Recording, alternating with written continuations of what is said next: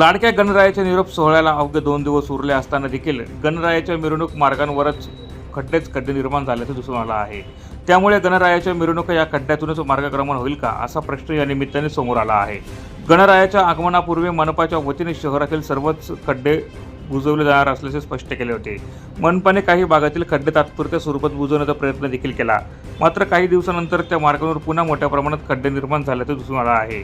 मनपा प्रशासनाने तात्काळ 2 दिवसात त्या खड्ड्यांची दुरुस्ती करावी, अन्यथा पितृश्राद्ध महिन्यात मनपाच्या प्रवेशद्वारासमोर मनपाचं श्राद्ध केलं जाईल असा इशारा शिवसेनेचे जिल्हा प्रमुख मनोज मोरे यांनी दिला आहे।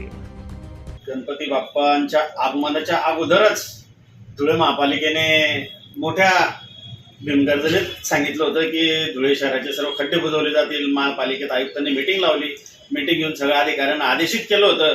असं वाटत होतं की खरोखर या धुळे शहरामध्ये गणपती बाप्पाच्या आगमनाच्या अगोदर हे जे काही खड्डे ते खड्डे बुजवले जातील, शहराचे रस्त्यावरचे खड्डे चालले जातील आणि बाप्पाचं आगमन निर्विघ्न पार पडेल।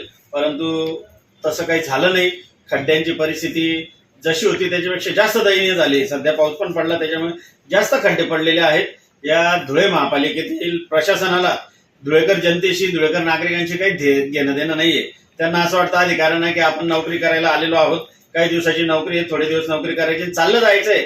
त्यांना हे गेंड्याच्या कातडीचं महापालिकेचं प्रशासन आहे, यांना याच्याशी काही घेणं देणं नाहीये। परंतु तरी देखील शिवसेना म्हणून धुळेकर नागरिकांचं आणि आमच्या हिंदू सणांचं एक आम्ही सन्मान राखला पाहिजे, म्हणून आज तुमच्या माध्यमातून धुळे महापालिकेला इशारा देऊ इच्छितो की जर का विसर्जन मिरवणुकीच्या अगोदर धुळे शहरातले खड्डे बुजवले गेले नाही तर विसर्जनाच्या गणपती बाप्पाच्या विसर्जनाच्या नंतर श्राद्ध पक्ष चालू होतोय। निश्चितपणे पालिकेच्या गेटवर जाऊन पालिका प्रशासनाचं श्राद्ध घातल्याशिवाय शिवसेना स्वस्थ बसणार। शहरातल्या सार्वजनिक गणेश मंडळाच्या मिरवणूक मार्गांवरील रस्ते सुस्थितीत आणण्याची जबाबदारी मनपा प्रशासनावर होती।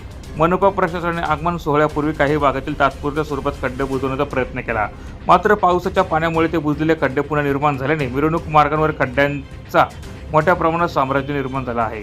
त्यामुळे लाडक्या बाप्पाला निरोप देण्यासाठी 2 दिवसांचा कालावधी शिल्लक असताना मनपा प्रशासनाकडे तात्काळ खड्डे बुजवण्याची मागणी जोर धरू लागली आहे। अन्यथा बाप्पांच्या मिरवणुकीला देखील खड्डे पार करूनच जावे लागण्याची दाट शक्यता निर्माण झाली आहे। मनपा प्रशासन 2 दिवसात खड्डे बुजवणार का हे पाहणे महत्त्वाचे ठरणार आहे।